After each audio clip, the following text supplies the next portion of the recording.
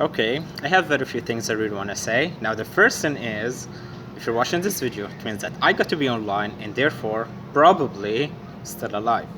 Which is not really good, it doesn't really matter, come on. I want to talk about the past 2 days, okay? This reoccupation, it's cut off the internet. We're in Gaza, lockdown, no place to go, they're bomb us from the sky, non-stop, committing war massacres, war crimes against us, the Palestinian civilians in the Gaza Strip.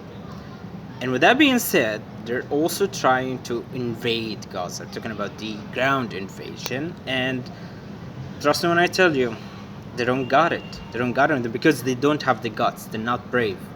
That's why they keep bombing us from the sky. Now, they tried to invade Gaza, tried to get from several spots, and they failed. Anyways, I don't want to talk about that. I want to talk about my part as a Palestinian civilian. Now, what was it like to live all of that and being isolated in Gaza? Now, okay, I said I'm gonna say a few things, but I'll probably speak more. So, okay, the first thing is, now yesterday, I wanted to record a video because I had this story on Instagram and I had a poll and I asked people, would you rather me, record a video or record an audio or just type like on stories or write an article? It's been over 2 years since I wrote anything. Anyways, the people have spoken, the people have voted for record videos. Okay, I'm gonna record videos. Now, I feel so stupid. I feel like a stupid idiot when I try to record a video and I try to tell a story, and then all of a sudden I'm like, okay, not gonna be able to upload that. No one's gonna watch that. And if I get bombed, of course, it's gonna be gone. Rod's gone, the video's gone, story's gone. That's it. So I was like, what's the point? Now that's the first thing. Now the second thing is, we were getting bombed and we had no clue what's happening at all. And it's not just us, the civilians, journalists, the press, the media, they had no clue what's happening. And also the medical crews, hospitals as well, no clue. Now, trying to just to point a picture here, okay, to paint. I want to make a point. Anyways, so dark, okay. If you can look somewhere, you're not gonna see anything because it's too damn dark. All you see is black everywhere. And the Israeli warplanes always bomb us intensively after midnight. And I'm in my home and I'm hearing the loud bombardments. And I'm saying all of this while I'm living here in the south. So I can't even imagine what it was like to be in the north. And they're bombing us, and the building is shaking every single time. And I'm not gonna lie to you, I got used to it. My little sister got used to it. So I'm not gonna make a big deal out of it. But the thing is, when we had access to the internet, I would simply try to check. But this time, I cannot check. Now, you never know how close it is to your house or to your place, unless you just depend on hearing that, to hear that. So the street workplace in the sky, and they just made a bombardment in the city. Now I know it's not really close because obviously the building didn't shake, but still it counts. There are civilians over there. They're getting injured and killed.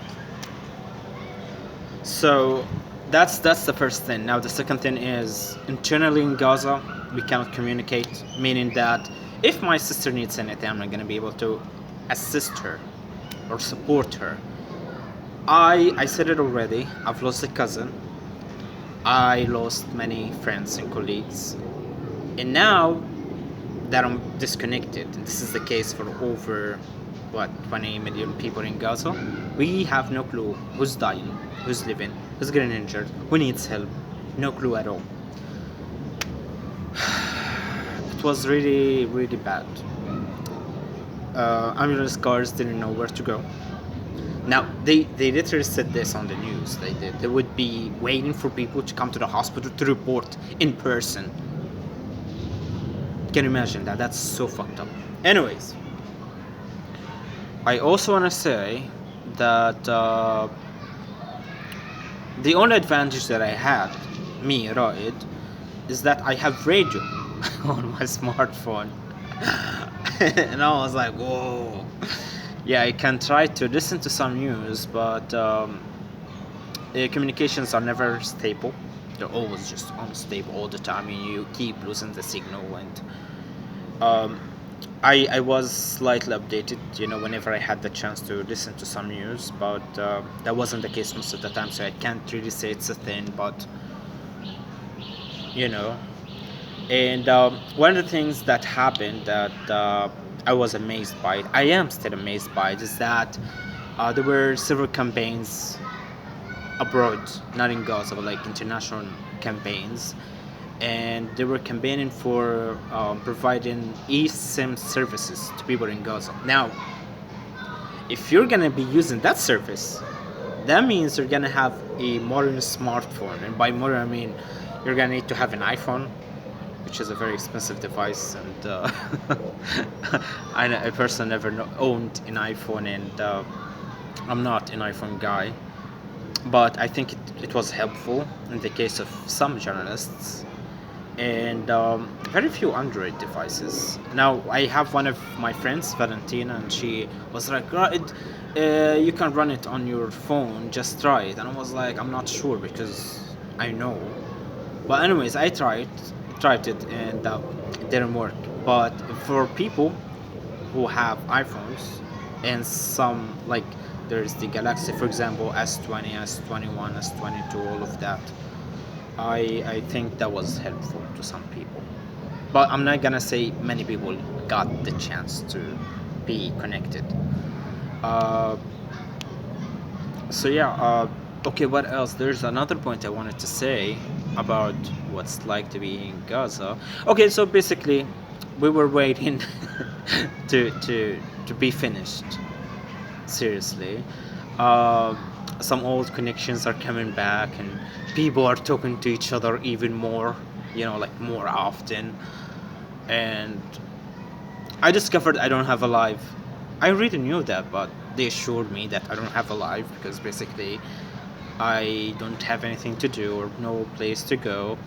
And I was super bored to stay home 24/7 all the time. And I'm saying this, and I'm someone who's always home. And it got me to actually want to go out. something, something I really do. Anyways, okay. So yeah, so basically, I think many people in Gaza had this mentality that we're doomed. We're doomed. Now they're gonna be killing us, and they managed to silence us. They did that, and they already bombed so many people, especially in the north, and they would remain under the rubble for hours and days. And I'm sure some of them were killed.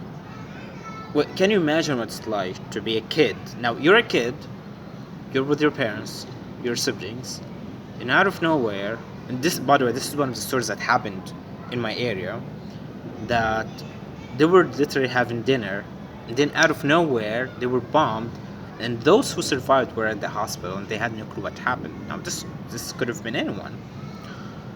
And imagine if you are that kid, or wait, if you're old, and I assume you are old, imagine you are a father or a mother, or if you don't have kids, imagine that you're the the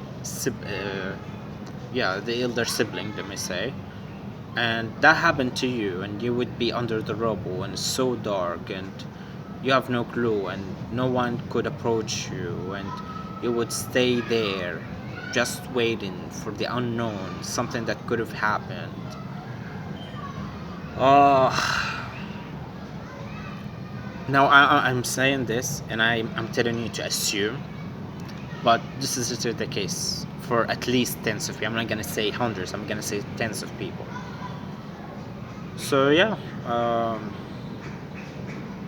look, this war is fatal, deadly serious. Okay, and I always try to charge my strength with faith, meaning that yes, from time to time I feel like I want to collapse. From time to time I feel like, oh my god, I'm not even sure how long I can take it. Can't take it anymore. I'm losing friends, I'm losing family, it's horrible. And we have many crises. We don't have power, for example, and water, like, see this tank right behind me? It's empty. We don't have water to drink. Like, if I had a better phone, like, I would show you people right around the corner of my street. They would be in line for hours to fill water to drink. Same thing for bread. I did that. I was in line for hours to get bread, and it's not easy. And I go to the supermarket every time, and it's getting empty. And our supermarket never got empty. It's the best supermarket in our area. And yes, this is basically all we hear all the time. Drones, warplanes coming from the occupation to bomb us. And so I figured I could get onto the roof, blow some steam off, record this video. Those who know me, they know that I always like to record videos. I had a friend in the UK, Attica. She told me, Ra'id, maybe you need to document things. And I was like, why does it always have to be this thing, like war and negativity? Like, why couldn't it be just some positivity, some life, like. And I always remembered the time that I went to the US. Not because it's cool. I mean, it was super cool, but I'm not trying to show off, but basically it was the only time in my life that I really felt alive, like, wow, I have human rights, whoa, I could do things, whoa, I'm free. Anyways, alhamdulillah, alhamdulillah for everything. Alhamdulillah. I know, as I told you before, I always try to recharge my power, my strength, with faith, with prayers. And this is the only thing that helps us get through this. So it's not easy. And I know the destruction in Gaza is gonna take at least 50 years to come, to be rebuilt. They bombed entire neighborhoods. They bombed the best places.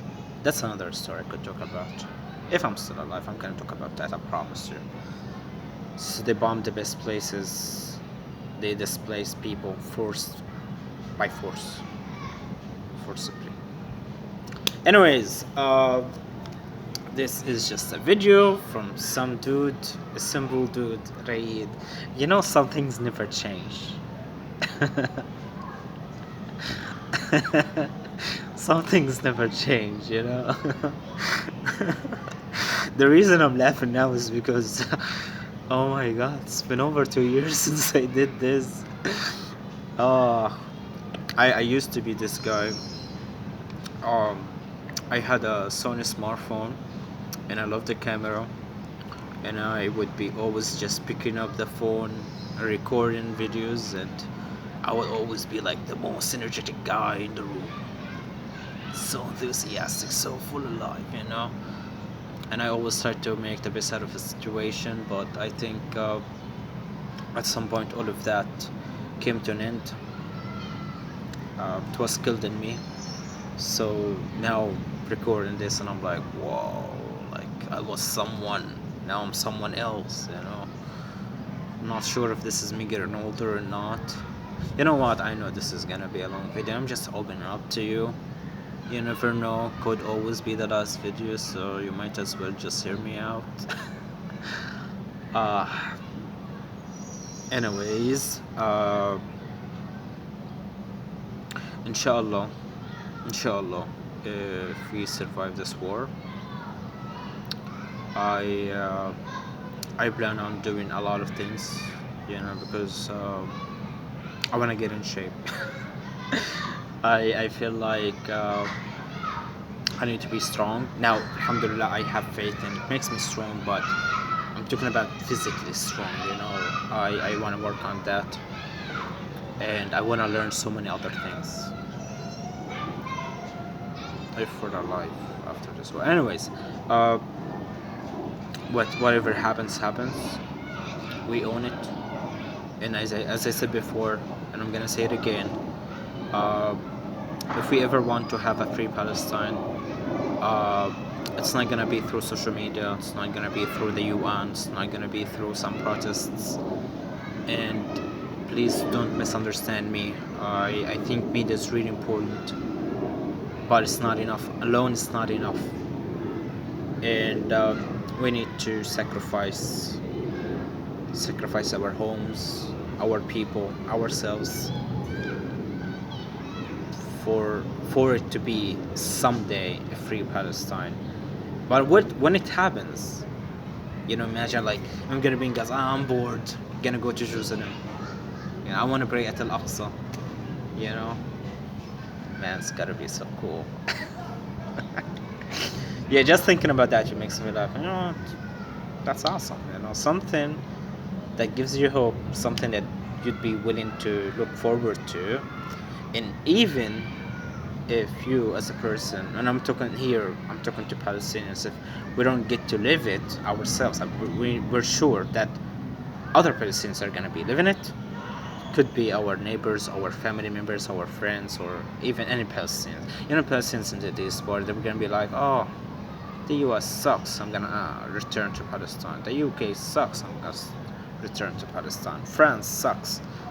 I'm naming these countries because they voted against ceasefire, and by those countries, I don't mean the people. I mean the governments. I'm trying not to curse, by the way. I'm just filtering out some thoughts. Anyways, uh, I hear bombardments, but they're far away. Just right before I recorded this one, there were like very few around us. And this is a funny thing. One of the things that I said 2021 when we were under attack, I said uh, sometimes we're being bombed like all the time, and as soon as you start recording, you don't get bombed. Like the bombs are over, they stop bombing, and of course we don't want to get bombed. Of course we'd want that to come to an end, but at the same time it makes you feel like a liar because you're telling people, I'm getting bombed, show me. Nothing. uh, okay, that's enough. I talked for way too long, and I think this is a good thing. If I ever start my own podcast, I'm gonna have some things to talk about. Okay, yalla, bye.